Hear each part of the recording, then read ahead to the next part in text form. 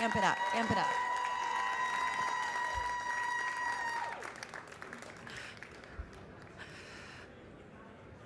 Okay. Oh, Jesus, we're on. Are we starting? Yeah, let's do it. Okay. Hello, everybody. Welcome to Preparing Your Org for an AI-Driven Future. We are excited to have you here to learn what you can be doing today to prepare for the future that's coming. But first, It wouldn't be a Salesforce presentation without a forward-looking statement. So be sure to make any purchasing decisions based on products and/or features that are generally available.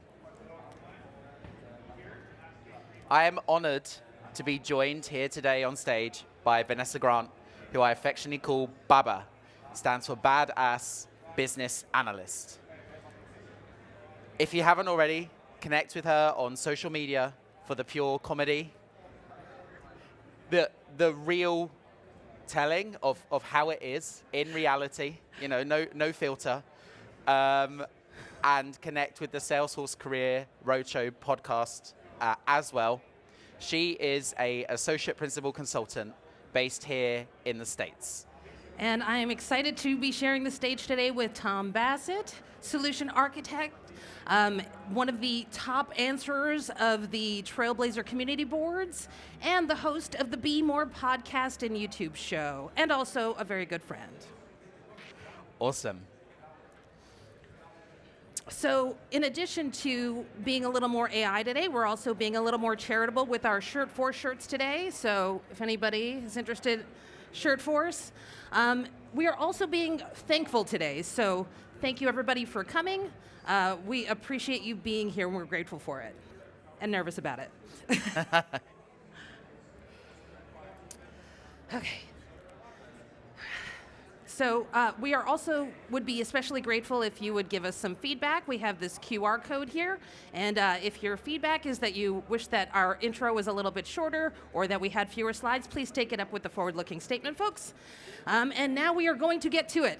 So welcome. All right. So let's start with an agenda, and obviously a little bit of Ruth here because a little bit of architect. So we're going to start by setting the scene. The world is changing. So we're going to convince you why you need to take action and start preparing your org by kind of telling you what's going on right now and why you need to keep up with the pace of everything that's changing. We're then going to walk you through some steps about how to prepare your org. We've broken it up into little chunks for you. We're going to go through the crawl, walk, run, and soar phases, where you reach different levels of maturity. And we like wrapping things up with a clear to-do. So we're going to set you to work with your own action plan so you can start preparing your own orgs from next week once you make it back from Dreamforce. So we're going to get started with the most ominous part of our presentation. The world is changing. So Tom, I generally go for the degenerative types. Can you tell me a little bit about generative AI? Well, I'm certainly going to try. So generative AI is basically AI that has powers to generate content for you on the fly, hence its generative nature. This can include text, translations, images, and answering full-on questions like how to go with the flow. So just because you know ChatGPT doesn't mean you understand AI. Just to clarify that for everybody, Salesforce has been on the AI train since 2014, and in 2016, Einstein was born, or at least the Salesforce version of Einstein was. And since then, we've seen Einstein bots, Einstein predictions, scoring, recommendations, and right now the fuse has been lit on the metaphorical rocket, and we've started to see new innovations such as Einstein GPT, Slack GPT, and Tableau GPT. So with the rapid pace that AI is evolving, how do you make sure that you don't get left behind? Well, AI runs on data. So the specifics about what's coming in the future of AI is not as important as making sure that you feed it properly for whatever comes in the future, no matter what comes. The good news is that a lot of that work is stuff that you should already be doing today. So the same stuff that you should be doing today is the same stuff you would be doing to prepare for that AI future.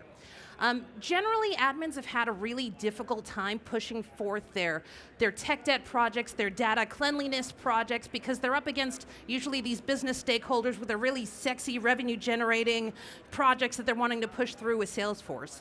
But now with the potential of AI to increase productivity, to potentially increase revenue in the future, admins can take these projects that they've been wanting to push forth with tech debt and data cleanliness, add some AI sexiness, and actually build a stronger business case for moving these projects forward.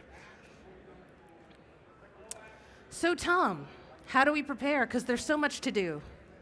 So let's start with the crawl phase, because that's a great way, I think, to get started. Yes. And I usually like getting started yeah, that way. exactly. Baby steps first.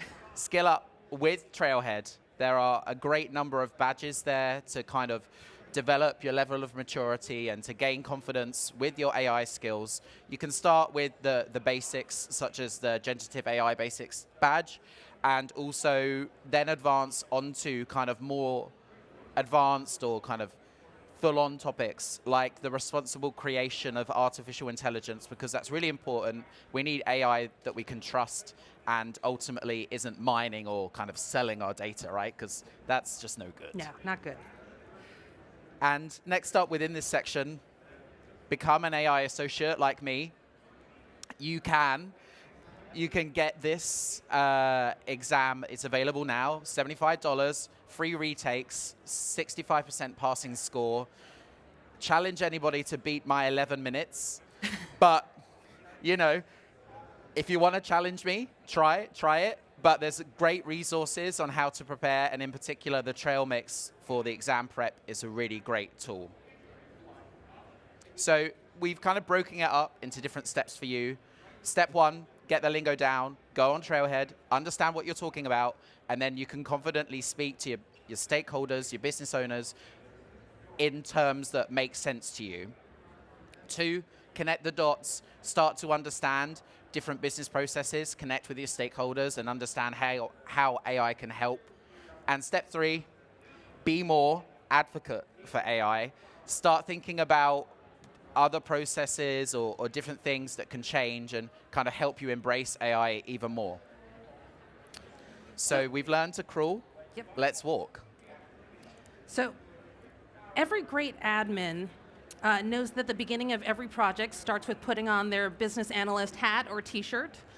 You want to start doing your research. So after you've done your research on AI and started identifying how you can connect AI to some of your business processes, start thinking about the business processes that are going to benefit from it most. You're going to also want to put them in order so that you don't get overwhelmed. Don't start doing all the same things, all the things all at once. Too overwhelming. So grab that business process that would benefit the most, that's at the top of your AI backlog. And then what you want to do is start documenting it. You want to create a business process map. You want to start connecting your business process map with also what's in your Salesforce org. Which data points in your org connect to this business process? Which automations connect to this business process? If there are user stories or training guides that maybe will give you a little bit of history about that business process so you can figure out why things were configured the way that they were configured. Document that. Also, it's time to start.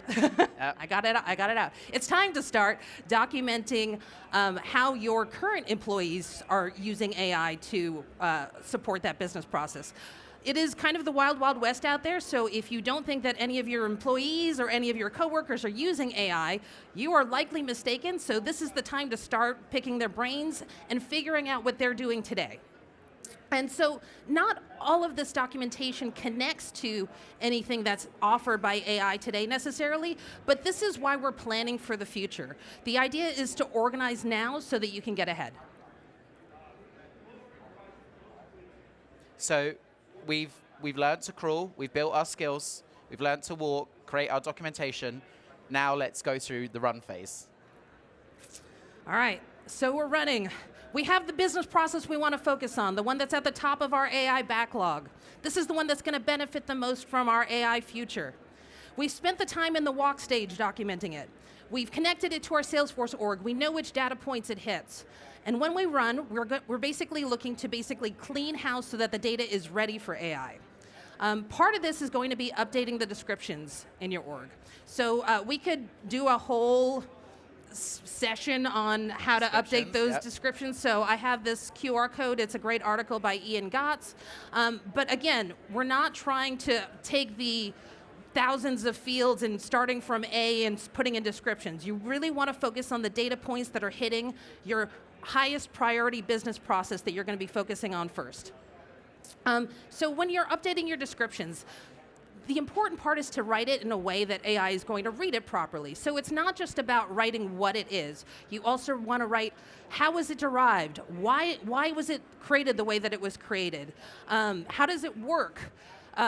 Also, you want to make sure that you keep your language concise. You don't want to use acronyms. We've all worked at that company where it took us 3 months to understand the 500 acronyms. Don't write in acronyms. Use simple language so that your AI can digest it better.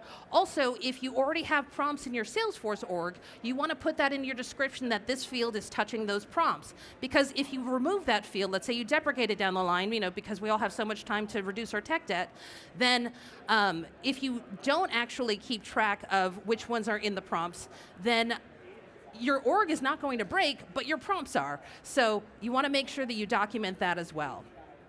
Make descriptions easier for the AI to get the information it needs, but also make the descriptions easier for you to understand what you need to do to support the AI.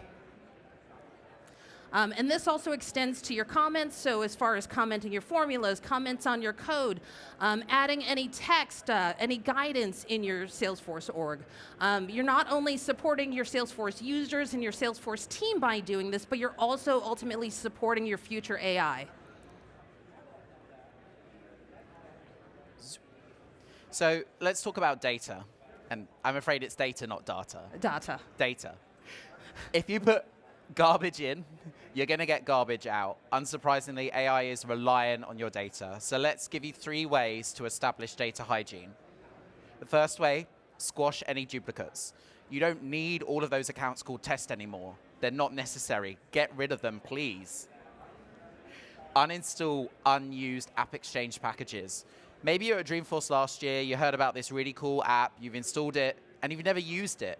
Take it out. You're feeding noise into your AI model, maybe making it a little bit biased. So try to uninstall those elements. And on a similar vein, depreciate unused fields and objects too. Run tools like Salesforce Optimizer or Field Trip to understand what fields are being utilized and which ones aren't. Because again, we don't want to create bias in our model, right? What about that app exchange product I got last year at Dreamforce? That AE bought me a drink. I have to uninstall it now? Yeah. You can't give the drink back. So we've crawled, we've walked, we've ran. Let's get ready to soar. Let's soar. So any architects in the audience? Yeah, one? Awesome. Don't let the word architect scare you from the Be Well Architected framework. If we're an admin, we're a developer, we're a consultant, we all have a role to play. And the team break it up into 3 different chunks for us. The first one is trusted, meaning your system is secure, it complies with any legal requirements such as GDPR, and it's reliable for your users. For example, a secure system is not one where your users can freely export all of the data and feed it straight into ChatGPT. That is not a secure system. Make sure it's easy. So it's intentional in terms of how your users need to use it. It's automated, but there's a fine line of being too automated, I think. And it's engaging for your users. So they ultimately are able to achieve their jobs to be done and get on with their work in the most efficient way. And the last point, adaptable, which means your system needs to be resilient and composable. Basically, it's kind of different blocks of a Lego. So you can swap in and out blocks as your business changes. Maybe next year there'll be this great new AI thing that you want to start to develop, but you need to swap some things out to swap it in. That's ultimately what composable means. So the second part of soaring is implementing governance strategies. So first, for your data, you want to make sure that, okay, once you've got those duplicates out, you don't want to kind of let the house get messy again. You want to proactively keep making sure that you have processes in place to keep that data clean. You also want to have a solid backup plan in place. Next is your development. So Salesforce is a team sport. Even if you're a solo admin, at some point there's going to be that one project where you're going to bring in a consultant, maybe you're going to expand the team in the future, or maybe you win the lottery and it'd be nice to have some documentation for the next person that comes in. But documenting the standards as far as how you're going to configure, things like clicks not code, naming conventions for your fields. These are all going to be important things so that the configuration looks consistent no matter who is actually working on it. Lastly, we've got AI governance. So you, as the keeper of your company's most vital information, needs to be part of the conversations within your organization as far as how AI is going to be governed for your business. So we're not just talking about the AI as far as what's in your org. You also want to be part of those conversations as far as how this data is going to get used in AI that maybe is not within Salesforce. You want to be part of those governance conversations. And also if there's any prompt monitoring, because prompts are going to have to get maintenance as well. So it's really a larger conversation and getting that documentation in place. I mean, ultimately, you want to document, you want to centralize that documentation, and then you want to evangelize it. It's very easy for folks to get into bad habits and start doing things their old ways, but if you can go and point to, this is where everything is documented, there's no excuse not to do it right, you will have a better chance of getting everybody on the same page. Clean house, set the rules, and then AI can come in and make it all better. So let's leave you with an action plan that you can start to follow from next week to prepare your own org or your own customers for AI. So you've heard a lot this week, but what should you be doing on Monday to get ready? Well, first you're going to skill up. You're going to start identifying how AI might benefit your business, and you're going to start talking to the people in your organization about how they're using AI today. Then in the next week, while you are still skilling up, because as we all know, continuous learning, you're going to identify the high priority business processes that are going to benefit from your AI future, and you're going to start organizing them. You're going to start prioritizing them so that you start with the top one, the one that is the most important business process. Then the next month, you're going to take that business process that's at the top of your AI backlog and start seeing where it starts connecting with your Salesforce org and getting that documentation down. So now back to the architect about technical debt. The next 6 months should be focused on cleaning up that technical debt, making sure your data hygiene doesn't leave you guessing, and ultimately your org is in good shape. This might seem a little bit overwhelming, but break it up into chunks. If opportunities are really important, start with those. Now it's time to talk about governance. And over the next 6 months, try to establish data development and AI governance so it's embedded within the organization and it's naturally part of what you do. It's everybody's responsibility, governance as a general theme, really. So it's important that it's there and it's embedded. The last bit, ongoing innovation. So it then becomes an iterative process that you can rinse and repeat, and perhaps you started with opportunities and you're going to do accounts next or something else less important. So yeah, it then becomes an ongoing process. Yep, from your high priority business process, then what's the next one on the list? Yeah, keep going. Exactly. So we didn't need AI to predict that everybody's going to give us a resounding applause because I'm freaking out over here. Thank you, thank you. Awesome. Thanks again to you guys, to Salesforce, sponsors, vendors, et cetera, et cetera. But before we do go, Vanessa, I have some feedback for you. You do? Where should I put it? Wow, you can put it into your app in this QR code. Thank you, Yeah. everybody. Awesome. Thank you, everyone. Yeah. Thank you for watching. We would love to get your opinion on this content, so please leave us some feedback on the comments section below. If you did like this content, give that like button a tap, and of course, if you want to see more videos like this, subscribe to the Salesforce Admin's YouTube channel. If you want to learn more about being a Salesforce admin in general, head on over to admin.salesforce.com. Thanks again.